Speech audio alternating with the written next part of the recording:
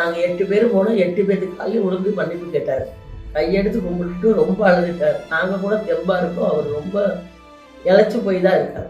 சாப்பிட்டாரா சாப்பிடலையா அது தெரியாது. பாவம். காலைல உளுந்து அழுது. ஆமாங்க. யார் காலைலங்கம்மா? அவங்க காலில் தான், அந்த பொண்ணோட அவங்க அம்மா காலில், எல்லாத்து காலில் இருந்தாங்க. ரொம்ப கஷ்டப்பட்டு நம்ம எப்படி அழுவோமோ அந்த நேச்சரில் தான் அழுதார். அவர் இவ்வளோ செலவு பண்ணணும்னு அவசியம் இல்லை. இது அவர் சொந்த உழைப்பில் வந்த காசு, மற்றவங்க காசெல்லாம் கிடையாது. இதை அவர் இவ்வளவு கேட்கணும்னு நம்மக்கிட்ட ரிக்வஸ்ட் கிடையாது. ஆனால் இவ்வளோ ரிக்வஸ்ட் பண்ணி கேட்குறாருன்னா மனிதாபிமானத்தில் தான் கேட்குறாங்க. இல்லை காலைல விழுந்தானா உங்களுக்கு எந்த மாதிரி தோணுச்சுமா? நம்ம பிள்ளை விழுந்தா எப்படி மன்னிப்பு எடுக்குமோ அந்த மாதிரி தான் விழுந்துதுங்க. இப்போ நாங்கள் செஞ்சது தானே தப்பு, நாங்கள் பிள்ளைகளை கூட்டிகிட்டு போனது தானே தப்பு, யாரை சொல்லி இது இல்லை. ஆனால் இவங்க கூட்டிகிட்டு ஆஸ்பத்திரிக்கு கூட்டிகிட்டு போனது தான் தப்புன்னு நான் சொல்லுவேன். 2வது பிரசவ பரிசோதனை சீக்கிரமாக பண்ணுனது தான் தப்புன்னு சொல்லுவேன்.